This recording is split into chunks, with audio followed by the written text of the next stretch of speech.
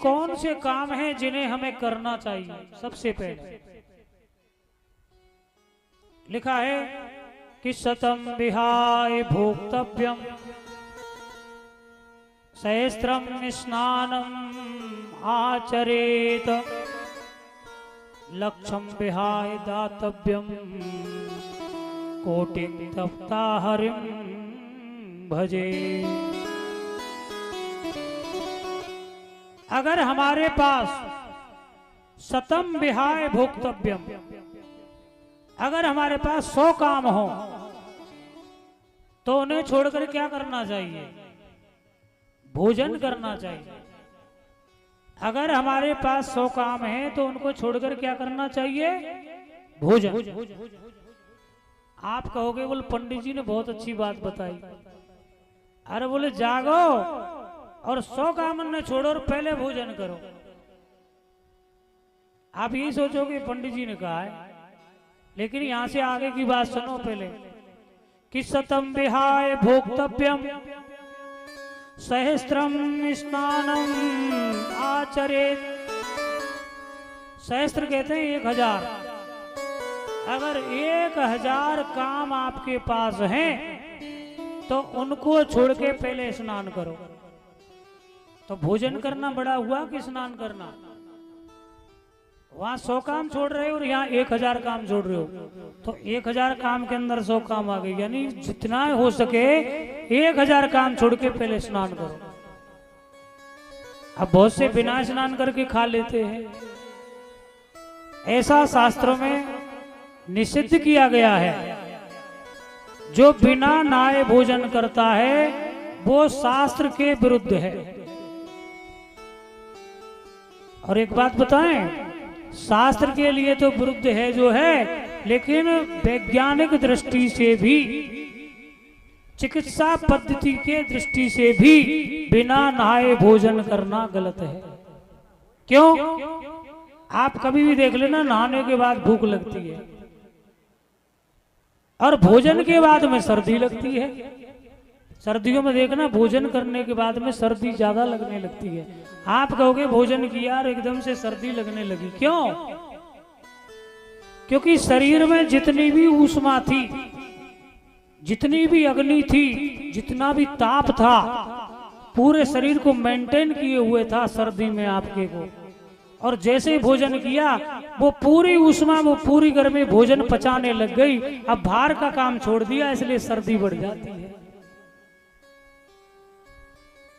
और नहा लेते हैं ना, तो नहाने से ऊपर की ऊष्मा ठंडी जैसे ही पड़ती है, अंदर से जठराग्नि एकदम प्रदीप्त हो जाती है। जठराग्नि जो भोजन पचाती है वो एकदम से जागृत होती है और तुरंत ही आपको भूख लगती है और भोजन करते ही वो भोजन शीघ्रता से पच जाता है। इसलिए जो स्नान करके भोजन करते हैं ना, उनको कभी भी डाइजेशन की समस्या नहीं होती, उनका पाचन सही रहता है। और नहाए नहीं और पहले ही भोजन कर लिया तो उनका पाचन धीरे धीरे खत्म हो जाएगा। तो शतम विहाय भोक्तव्यम सहस्त्रम स्नानम आचरेत लक्षम विहाय दातव्यम कोटिम त्यक्ता हरिम भजे। यहां तक काम नहीं चलेगा कि बोले स्नान कर लिया हो गए काम। अगर तुम्हारे पास 1,00,000 काम हैं, कितने? 1,00,000, उन्हें छोड़ के दान करो। दातव्यम, दान से बड़ी महिमा कोई नहीं होती। कर्ण ने अपने अंत समय तक दान किया था। तो एक बात बताएं कि बैंक में आपने जमा किया है ना पैसा, तो एटीएम कार्ड लेके चले जाना और 4 अंक का पिन दबाया और बस नोटों की गिड्डी आपके हाथ में। लेकिन जब बैंक में जवाई नहीं कराया है आपने, आपका 0 बैलेंस बोल रहा है, तो आप कितना ही एटीएम लगा दें, कितना ही पिन लगा दें, आपको पैसा नहीं मिलेगा। तो जो हमने पूर्व जन्म में किया है, जो भी दान पुण्य किया है, जो भी भजन सत्संग किया है, वो इस जन्म में काम आ रहा है। और इस जन्म में जो करेंगे वो अगले जन्म में काम आएगा, इसमें कोई संदेह नहीं है। लेकिन जो हमने आपको दे दिया ये हमारा है, ये इस जन्म में नहीं, ये अगले जन्म में हमारे काम आएगा। ऐसा कोई जेब नहीं बनाया, ऐसी कोई जगह नहीं बनाई, ऐसी कोई तिजोरी नहीं है कि कोई सामान आप यहाँ से लेकर के वहां चले जाएं, कभी नहीं जा सकते। लेकिन आपने किसी के लिए धर्म कर दिया, आपने किसी को कुछ दे दिया, आपने जरूरतमंद की सेवा कर दी, तो समझो आपने वो खाता खुलवा दिया और अगले जन्म में वो आपको प्राप्त हो जाएगा। जब हमारा जन्म होए ना तो थाली बजाई जाती है, वो लाला भयो लाला, और बुआ जी आती हैं, गोदी में लेती हैं और खिलाती हैं लाला भयो लाला, और अच्छे आनंद होता है। पिताजी यहाँ पर अन्न धन लुटाते हैं, दान करते हैं। अरे तुमने ऐसो का कर दियो भैया कि जन्म लेते ही तुम्हारे लिए थाली बज रही है, जन्म लेते ही तुम्हारी बुआ तुम्हें खिला रही है, और हॉस्पिटल में मिठाई बट रही है, रामायण होती है, कूप पूजन होता है, इतने लोगों को भोजन कराते। तुमने क्या करो भैया, अभी तो तुम इतने से ही हो। क्या है ये पूर्व जन्म का संस्कार है। हमने पूर्व जन्म में कुछ किया है तो धूमधाम से हमारा जन्मदिन मनाया जाएगा। हमने पूर्व जन्म में कुछ किया है तो धूमधाम से हमारा कूप पूजन किया जाएगा। यदि हमने पूर्व जन्म में कुछ अच्छा किया है तो भुआ जी भी आएंगी, नाते रिश्तेदार भी आएंगे। अरे वो लाला भयो लाला, अगर कुछ नहीं करो हो तो कोई तो नहीं आतो। कहने का भाव समझ रहे हो कि जो कुछ हम करते हैं उसका परिणाम हमें मिलता है, अच्छे का अच्छा और बुरे का बुरा। वैसे देखा जाए तो दोनों ही बेड़ियां हैं। अच्छा कर्म तो है सोने की बेड़ी और बुरा कर्म है लोहे की बेड़ी। अगर बुरा कर्म करोगे तो अगले जन्म में दुख पाना पड़ेगा, और अच्छा कर्म करोगे तो अगले जन्म में सुख पाना पड़ेगा। फल दोनों का मिलेगा। लेकिन इससे ऊपर भी कुछ है।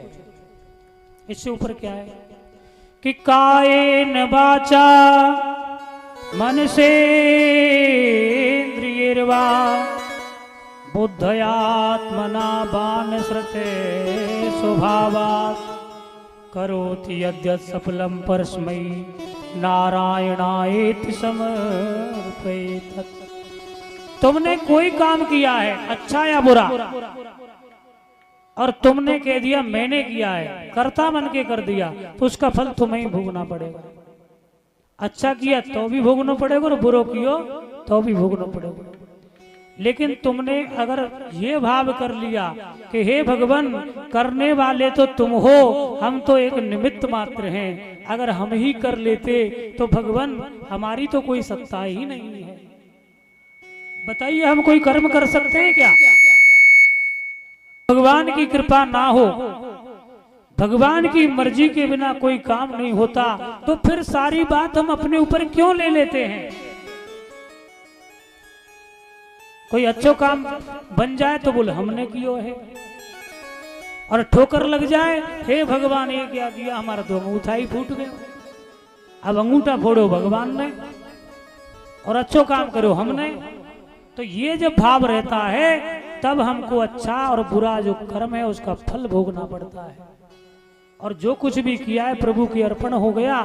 जो कुछ किया है ठाकुर जी तुमने किया है, हम तो एक निमित्त मात्र हैं, और जो कुछ आप हमसे करा रहे हो वो हम तो क्या वो आप ही कर रहे हो। जब ये भाव हो जाएगा तो ना ही अच्छा ना ही बुरा, फिर मोक्ष हो जाएगा, प्रभु की प्राप्ति हो जाएगी।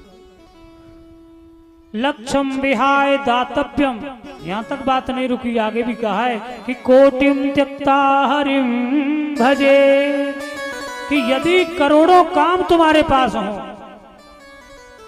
तो उन कार्यों को छोड़ दो और भगवान का चिंतन करो। अब लाला की शादी हो, लाला को शादी हो और ठाकुर जी की भोग लगावे की कह दें, बोल ठाकुर जी को भोग लगा दो, तो क्या कहेंगे, अरे तुम्हें भोग की पड़ रही है, उधर नाते रिश्तेदार बैठे उनको नाश्ता भी तो देना है। ठाकुर जी को भूल जाते हैं। जब सर पे मुसीबत आती है तो कहता है प्रभु कष्ट हरो, और जो आनंद से दिन कटते हैं तो कुएं में भगवान गिरो। ये स्थिति जब हो जाती है तब हमें दुख पाना पड़ता है भक्तों। इसलिए हमें परमात्मा का चिंतन करते हुए भगवान की कथा श्रवण करनी चाहिए।